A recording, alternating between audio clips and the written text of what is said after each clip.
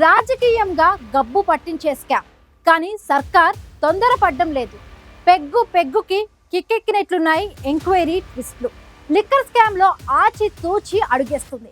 ముందస్తు వ్యూహంతో సిట్ విచారణకు శ్రీకారం చుట్టడంతో రాబోయే రోజుల్లో జరిగే పరిణామాలపై ఏపీ రాజకీయాల్లో ఉత్కంఠ పెరుగుతోంది.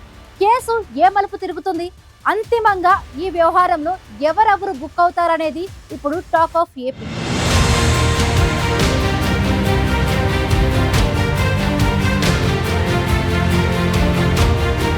మాటలతో పనిలేదు, చేతల్లో చూపించేయడమే. ఏపీలో కూటమి ప్రభుత్వం ఇప్పుడు అదే పనిలో ఉంది. ఏపీలో లిక్కర్ స్కామ్ విషయంలో ఎవరు మాట్లాడవద్దని ముఖ్యమంత్రి చంద్రబాబు మంత్రులను ఆదేశించినట్టు సమాచారం. మంత్రివర్గ సమావేశం తర్వాత రాజకీయ పరిణామాలపై చంద్రబాబు చర్చించారు. ఈ సందర్భంగా లిక్కర్ స్కామ్ ప్రస్తావన వచ్చింది. దర్యాప్తు సంస్థలు లిక్కర్ స్కామ్ విషయంలో నిష్పాక్షిక దర్యాప్తు చేస్తున్నాయన్నారు చంద్రబాబు. ఈ విషయంలో రాజకీయ వ్యాఖ్యలు అవసరం లేదని, ఈ స్కామ్ విషయంలో స్పందించవద్దని మంత్రివర్గ సహచరులకు సీఎం సూచించినట్లు చెబుతున్నారు.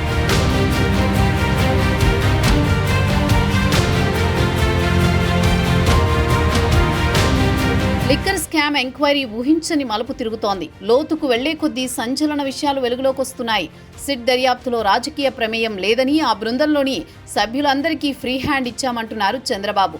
రాజకీయం చేయడానికి, కక్ష సాధింపుల కోసమే కేసు అన్నట్లు విపక్ష పార్టీ నేతలు గొంతెత్తుతున్నారు.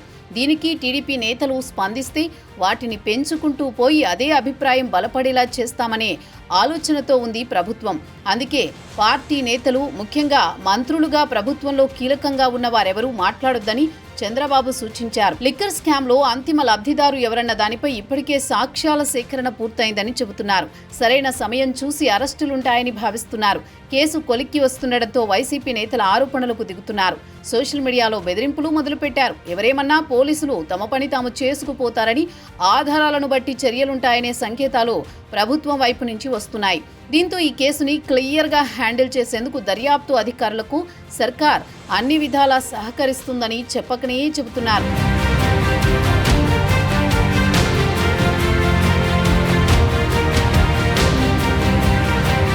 సర్కారు వ్యూహాత్మకంగా ముందుకెళ్తుంటే ఏపీ లిక్కర్ స్కామ్ వైసీపీ నేతల్ని టెన్షన్ పెడుతోంది.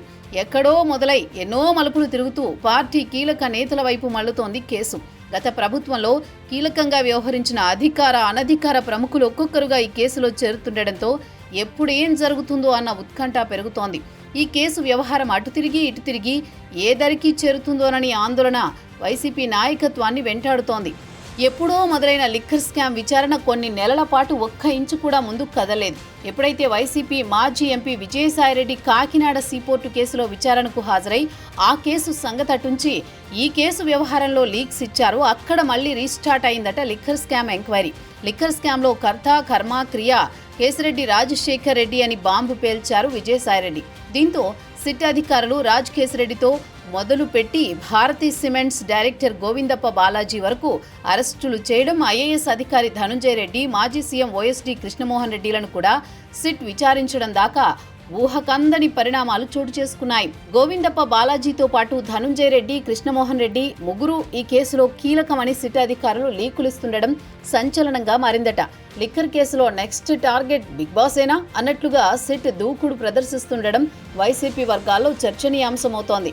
నిన్న మొన్నటిదాకా ఏం కాదులే అన్నట్లు కేసుని లైట్ తీసుకున్న వైసీపీ శ్రేణులు ప్రస్తుతం విచారణలో సిట్ ఎవరి వైపు వస్తుందోనని ఆందోళన పడుతున్నట్టు టాక్. సిట్ విచారణలో లిక్కర్ స్కామ్తో తమకేమీ సంబంధం లేదని ధనుంజయ రెడ్డి, కృష్ణమోహన్ రెడ్డి తేల్చి చెప్పినట్టు తెలుస్తోంది. 33వ నిందితుడిగా ఉన్న గోవిందప్ప బాలాజీ రిమాండ్ రిపోర్ట్ ఆధారంగా సిట్ అధికారులు వారిపై ప్రశ్నల వర్షం కురిపించినట్టు సమాచారం.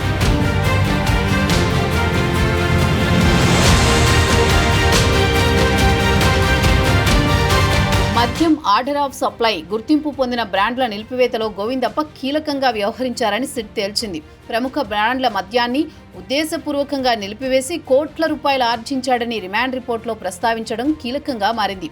ఈ కేసులో A1 రాజ్ కేసిరెడ్డి గోవిందప్ప బాలాజీ సన్నిహితుడని, మాజీ సీఎం జగన్ క్యాంప్ ఆఫీసు నుంచి వచ్చిన ఆదేశాలతోనే వీరంతా పాత్రధారులు, సూత్రధారులుగా వ్యవహరించారని సిట్ ఓ కంక్లూజన్కి వచ్చిందట. సిట్ అధికారులు తమ పార్టీ నేతలను కుట్రపూరితంగా ఈ కేసులో ఇరికించేందుకు ఊహాజనితంగా కథ అల్లుతున్నారని వైసీపీ మండిపడుతోంది. చంద్రబాబు ముందస్తు బెయిల్పై ఉన్న విషయాన్ని కూడా ఆ పార్టీ హైలైట్ చేస్తోంది. చంద్రబాబుపై ఉన్న కేసు నీరుగార్చేందుకు వైసీపీ హయాంలో పారదర్శకంగా అమలు చేసిన మద్యం విధానంపై అక్రమ కేసులు పెడుతున్నారని ఆ పార్టీ నేతలు ఫైర్ అవుతున్నారు. టీడీపీ నేతలకు చెందిన 14 కొత్త డిస్టిలరీలకు అప్పట్లో అనుమతి ఇచ్చారని, మొత్తం 20 డిస్టిలరీలను బెవరేజెస్ కార్పొరేషన్ ద్వారా మద్యం కొనుగోళ్లకు ఎంపానల్ చేశారంటున్నారు వైసీపీ నేతలు. ఊరు పేరు లేని దాదాపు 200 మద్యం బ్రాండ్లను ప్రవేశపెట్టింది కూడా టీడీపీ హయాంలోనేనని గుర్తు చేస్తున్నారట.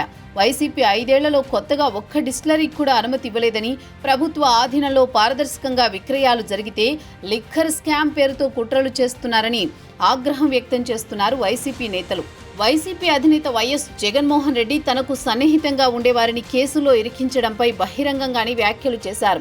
ఏదైతే అదైంది, చూసుకుందాం అన్నట్లే జగన్ ప్రకటనలు చేస్తున్నా కూటమి ప్రభుత్వ వ్యూహమేంటనే దానిపై వైసీపీ నేతలు ఆరా తీస్తున్నారట. మరి లిక్కర్ స్కామ్ వ్యవహారంలో నెక్స్ట్ ఏం జరగబోతోంది? అరెస్టులు కొనసాగుతాయా? ఎంక్వైరీ ఎండింగ్ పాయింట్ ఎక్కడనే దానిపై అందరి ఉత్కంఠ.